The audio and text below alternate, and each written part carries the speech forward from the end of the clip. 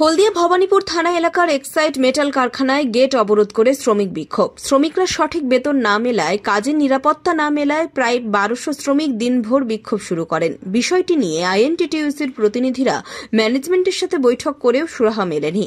মৌখিকভাবে ম্যানেজমেন্ট এক সপ্তাহ সময় চাইলেও তা দিতে রাজি নয় শ্রমিক পক্ষ। কারখানা শ্রমিকদের দাবি, দীর্ঘ 5 বছর ধরে কাজ করলেও কারখানার তরফ থেকে কোনো সুবিধা মেলেনি। ম্যানেজমেন্টের এই দিনের পর দিন দুর্ব্যবহারের বিরুদ্ধেই বিক্ষোভ, এমনকি কারখানার উৎপাদন বন্ধ রেখে শ্রমিকদের বিক্ষোভ।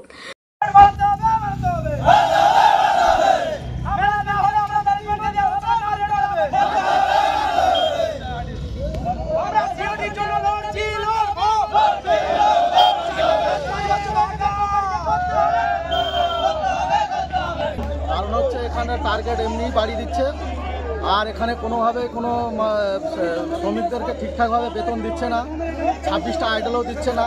আজকের আমরা ওএমআই প্যাকিংয়ে আমরা প্যাকিং করি, আমরা প্যাকিং ডিপার্টমেন্টে আমরা হ্যান্ড প্যাকিংও করি এবং ওএমআই প্যাকিংও করি।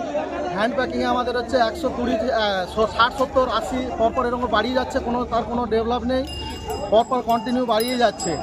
এখন হচ্ছে 130 করে টার্গেট, প্লাস আমাদের ওএমআই প্যাকিংয়ে হচ্ছে আগে ছিল 300 এবং হাই হচ্ছে 700, সে জায়গায় করে দিচ্ছে। এখন বলতেছে আমাদের প্রাই প্রেসার বলতেছে 800 করতে হবে এবং ন্যূনতম হচ্ছে 400 করতে হবে।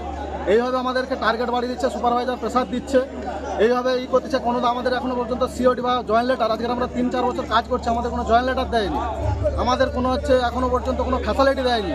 এই বর্ষার সময় এমনি দাঁড়িয়ে আছে, এখনো পর্যন্ত রেনকোটও এত পর্যন্ত দেয়নি। কোনো বুট দিতে বললে বুট ন্যূনতম একটা, সেই যে বুটে কোনো সেফটি নেই সেই সমস্ত বুট দিচ্ছে, 300 টাকার বুট দিচ্ছে, একটা ন্যূনতম ভালো বুটও দিচ্ছে না। তমলুক সাংগঠনিক জেলা আইএনটিটিইউসি কমিটির অন্যতম সদস্য প্রদীপ দে জানিয়েছেন, বেশ কিছু অভাব অভিযোগে শ্রমিকরা এই বিক্ষোভে সামিল হয়েছেন। শ্রমিকরা জানিয়েছেন, দিনের পর দিন তাদের অবহেলা করা হচ্ছে। আগামী দিনে যদি এই দাবির সুরাহা না হয়, তাহলে তারা বৃহত্তর আন্দোলনের নামারও হুঁশিয়ারি দিয়েছেন। অ্যাকচুয়ালি বিক্ষোভের কারণটা হচ্ছে, আমাদের যারা ওএমআই চার্জিংয়ে কাজ করি, আমরা বিগত 10-12 দিন আগে আমাদের কন্ট্রাক্টর যায়, আর ওদের স্টাফ কিছু ছিল সুপারভাইজার, ওরা গিয়ে টোটালি আমাদের বলে যে তোমাদের টার্গেট বাড়ানো হবে। ধরুন আমাদের এখন 100 করে টার্গেট হয়, ওরা টার্গেট বাড়াতে বলে যে ম্যানিং কমিয়ে টার্গেট বাড়াতে হবে।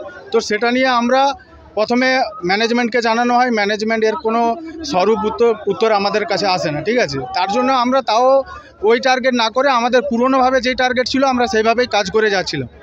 কিন্তু কাল থেকে আবার আমাদেরকে সুপারভাইজাররা টার্গেট বাড়াতে বলে, সেই কারণে আমাদের টোটাল কাজটা আমরা স্টপ করে রেখেছি। এবার কন্ট্রাক্টর আমাদের যে দাবি, মূল দাবি, কন্ট্রাক্টর হচ্ছে ধরুন এখন যা বাজার মূল্য, আমরা কিন্তু সেই বাজার মূল্য হিসেবে, আমরা কোনো দ্রব্যমূল্য হিসেবে আমরা কিন্তু সেই টাকাটা পাচ্ছি না। আমরা কি করব? এখানে ধরুন 393 টাকা আইটেলে একটা সংসার কোনোভাবে চলতে পারে না। পিএফএসআই কেটে ধরুন 350 টাকা পায়, সেখানে একটা ফ্যামিলি কোনোভাবে চলতে পারে না। তো এবার ধরুন কন্ট্রাক্টরের কাছে দাবি জানালে কন্ট্রাক্টর আমাদের কোনো স্বরূপ উত্তর দিচ্ছে না, ঠিক আছে। তো সেই বিষয় নিয়ে আমাদের কাছে যতক্ষণ না ম্যানেজমেন্ট হোক, কন্ট্রাক্টর হোক, কোনোভাবে যদি না সৎ উত্তর আমরা পাই, ততক্ষণ পর্যন্ত আমরা এখানে আন্দোলনে বিক্ষোভে থাকব। রঞ্জন মাইতির রিপোর্ট, খবর বিসিবিএস।